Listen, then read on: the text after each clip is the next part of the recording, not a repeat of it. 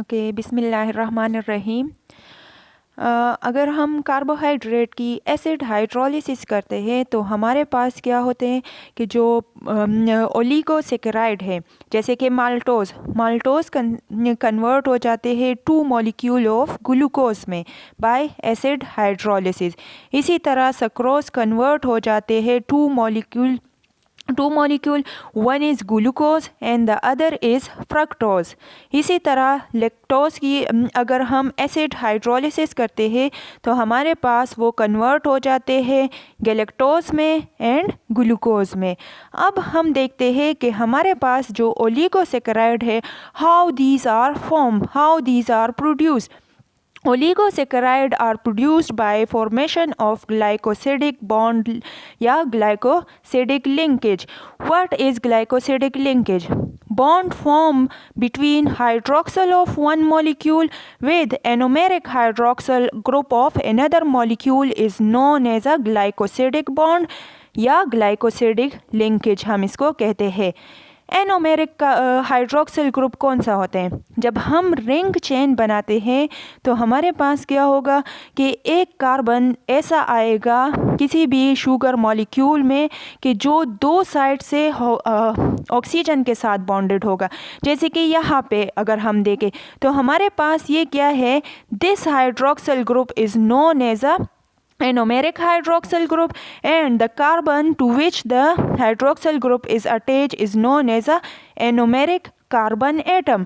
अब ये हम इसको कार्बन नंबर 1 कहते हैं। The carbon number 1 is anomeric carbon of this glucose molecule and the carbon number 4 hydroxyl group of the second glucose molecule is bonded through oxygen glycosidic bond. हमारे पास ज़रूरी नहीं है कि सिर्फ ऑक्सीजन ग्लाइकोसिडिक बॉन्ड हो, हमारे पास नाइट्रोजन भी as a glycosidic bond use होता है। जैसे कि हम न्यूक्लिक एसिड वगैरह में देखते हैं, डीएनए आरएनए की फॉर्मेशन में हम देखते हैं तो वहाँ पे भी ग्लाइकोसिडिक बॉन्ड लिंकेज बनती है।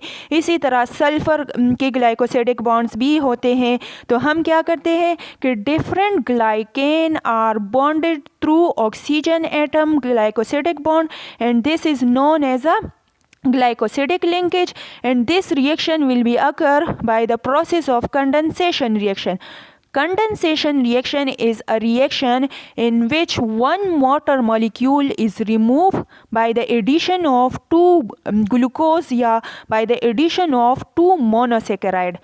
Hydrolysis is the reaction in which water molecule is added to the oligosaccharide या पॉलीसेकेराइड। तो हमारे पास क्या होगा कि जब हम वाटर ऐड करेंगे तो वाटर में हाइड्रोजन बॉन्ड जाएगा वापस इस ऑक्सीजन की तरफ और हाइड्रोक्सिल बॉन्ड जाएगा इस कार्बन की तरफ, तो हमारे पास 2 मॉलिक्यूल ऑफ ग्लूकोज बन जाएंगे। It is example of maltose में 2 molecule of glucose are bonded to the alpha 1 four bonding. मतलब कार्बन नंबर 1 का hydroxyl group and carbon number 4 का हाइड्रोक्सिल ग्रुप अल्फा बॉन्डिंग के थ्रू, जिसको हम ग्लाइकोसिडिक बॉन्ड कहते हैं, इसके थ्रू बॉन्डेड होते हैं और हमारे पास डाइसेकेराइड या हम इसको जनरलाइज्ड फॉर्म में कहते हैं ओलिगोसेकेराइड प्रोड्यूस करते हैं। Now polysaccharides are the complex carbohydrates in which more than 10 monomers are present। मतलब हमारे पास पॉलीसेकेराइड में मिलियन ऑफ मोनोसेकेराइड प्रेजेंट होते हैं। इसको भी हम हाइड्रोलाइज्ड कर सकते हैं, मतलब हम इसमें एडिशन ऑफ वाटर करते हैं, लेकिन इसकी हाइड्रोलिसिस थोड़ी सी मुश्किल होती है क्योंकि हमारे पास यहाँ पे million and trillions of monomers combine होते हैं। एग्जांपल हमारे पास क्या है, सेलुलोज है। Cellulose are a plant source carbohydrates which is a polysaccharide. In this monomer is glucose and million of monomers are bonded to form a sheets like structure। जैसे कि would को आप देखते हो तो ये सेलुलोज का काम क्या होता है कि ये प्लांट में होता है। It is carbohydrate and polysaccharide. इसमें मिलियन ऑफ ग्लूकोज कंबाइन होते हैं थ्रू लीनियर बॉन्डिंग में। लीनियर बॉन्डिंग में हमारे पास ये शीट्स बना लेते हैं। ये क्या काम करते हैं, रिजिडिटी प्रोवाइड करते हैं। जैसे वुड आप देखते हो ना कितना सख्त होता है, इसी तरह ग्लाइकोजन है, ग्लाइकोजन का सोर्स हमारे पास एनिमल सोर्स है। इसमें भी हमारे पास क्या होते हैं कि ग्लूकोज होते हैं, और ये ग्लूकोज क्या कर लेते हैं, ग्लाइकोजन में ब्रांच फॉर्म में अरेंज होते हैं, मतलब कि एक लीनियर स्ट्रक्चर इस तरह प्रोड्यूस करेंगे, फिर एक जो है हमारे पास यहाँ पे ब्रांच प्रोड्यूस होगा। यहाँ पे हमारे पास 1 to 4 बॉन्डिंग होगी, और जो ब्रांच आएगा वो 1 to 6 बॉन्ड बनाएगा। तो ये हमारे पास क्या होते हैं कि it is a storage material of living organism, मतलब energy storage material of living organism होते हैं ग्लाइकोजन। इसी तरह स्टार्च जो है it is also a plant source, and इसमें भी हमारे पास क्या होते हैं कि ग्लूकोज मोनोमर मौजूद होते हैं, और वो हमारे पास बॉन्डेड होते हैं 1 to 4 बॉन्ड लिंकेज में। Now, function of carbohydrates. The main function of carbohydrate is what? The main function of carbohydrate is energy production.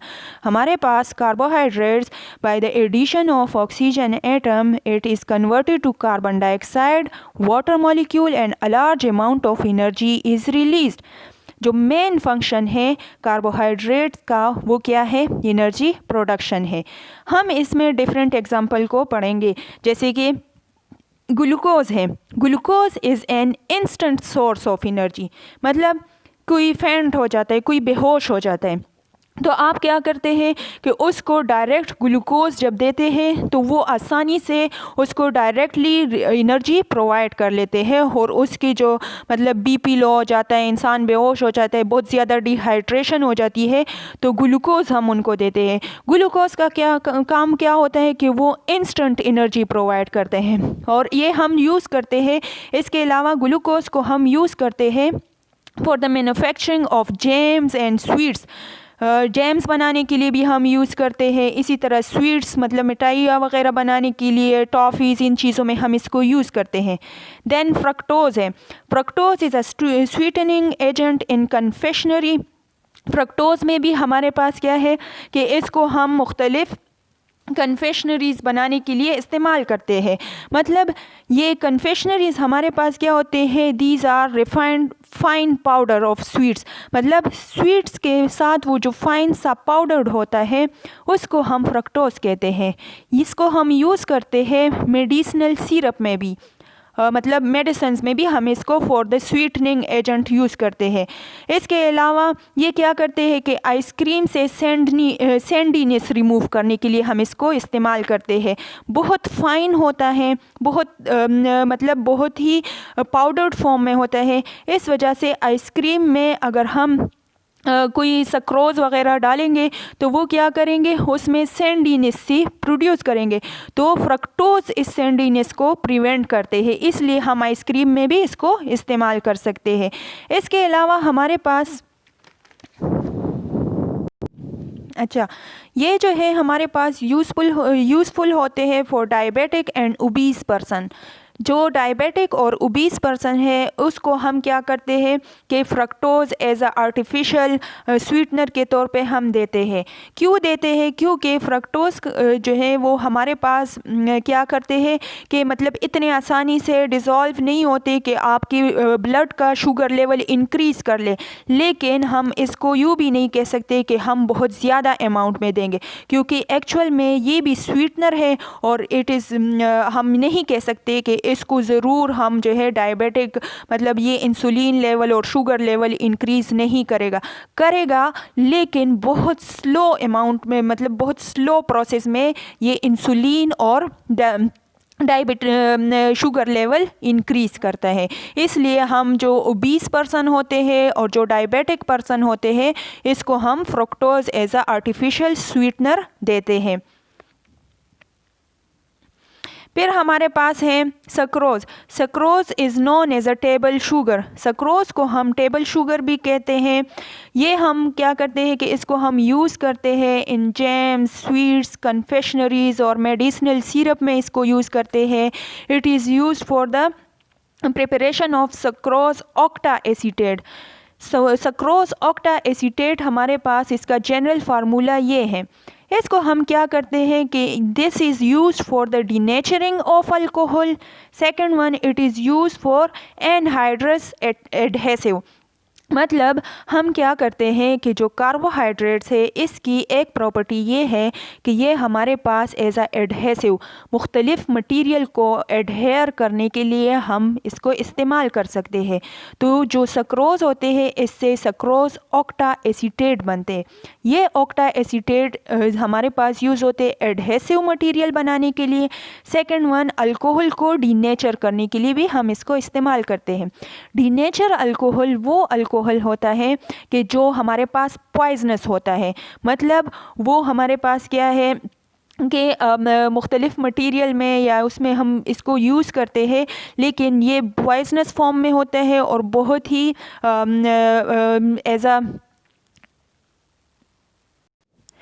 Denature alcohol हमारे पास पॉइजनस टाइप ऑफ अल्कोहल होती है और ये जो है हम मुख्तलिफ़ एज एंटी फ्रीज़ वग़ैरह या हम इसको वुड स्पिरिट एट्सेट्रा कहते हैं और इसको हम फॉर कंज्यूमिंग मतलब इसको हम एज आ ब्रीवेरेजेस हम इसको यूज़ नहीं करते हैं। फिर हमारे पास है ओलिगोसेकेराइड। ओलिगोसेकेराइड्स जो हमने अभी पढ़ा कि 2 to 10 मोनोसेकेराइड यूनिट पे कंसिस्ट करते हैं। ठीक है, तो this is use for the formation of secreted proteins. ये ओलिगोसेकेराइड हमारे पास सिक्रीटेड प्रोटीन्स बनाने के लिए इस्तेमाल होते हैं। जैसे कि हमारे पास एंटीबॉडीज़ हैं, जैसे कि हमारे पास ब्लड क्लॉटिंग फैक्टर है, तो इनको स्टिमुलेट करते हैं। तो हमारे पास क्या होते हैं कि एंटीबॉडीज़ और blood clotting factors, these are all proteins and these are stimulated या these are produced by the action of oligosaccharides. Oligosaccharides जब बॉडी में आते हैं तो वो प्रोटीन को एक्टिवेट करते हैं to produce antibodies and blood clotting factor. Seventh हम क्या करते हैं कि दीज आर एक्टिंग, मतलब carbohydrates are acting as a cell membrane receptor. Cell membrane हमारे पास कंसिस्ट करते हैं कम्प्लेक्सिस पे। कम्प्लेक्सिस हमारे पास क्या होते हैं in the form of glycoprotein या ग्लाइकोलिपिड की फॉर्म में होते हैं। Glyco is used for the carbohydrates and proteins are bonded with it. Glyco is used for the carbohydrates and lipids are bonded with it. अब क्या होते हैं कि जो हमारे पास सेल मेम्ब्रेन होते हैं इसमें ग्लाइकोप्रोटीन या ग्लाइकोलिपिड्स हमारे पास शीट्स की फॉर्म में या क्रॉस लिंकेज की फॉर्म में एग्जिस्ट करते हैं और ये क्या करते हैं कि अगर हमारे पास कोई फॉरेन सब्सटेंस आ जाते हैं तो उनको या टारगेट करेंगे। सेकंड वन, ये क्या करते हैं कि मॉलिक्यूलर रिकग्निशन भी करते हैं। मतलब कोई फॉरेन सब्सटेंस आ रहा है बॉडी के अंदर तो ये क्या कर लेते हैं कि इनको रिकग्नाइज करने की कोशिश करते हैं। कैसे रिकग्नाइज करेंगे? By producing secreted proteins. तो हमारे पास क्या होंगे एंटीबॉडीज़ और ब्लड क्लॉटिंग फैक्टर्स वगैरह। मतलब आपकी बॉडी में कोई चेंजेस आ रही है तो सेल मेम्ब्रेन में ग्लाइकोप्रोटीन्स या ग्लाइकोलिपिड्स होते हैं और वो उसको रिकग्नाइज करते हैं। एट्थ हमारे पास क्या है कि these are use for the nervous system development. Nervous system में हमारे पास derive proteins like protein, glycol, heparin sulphate इसमें होते हैं और इसका काम क्या होता है कि ये हमारे जो नर्वस सिस्टम है उसको एक्टिवेट करते हैं।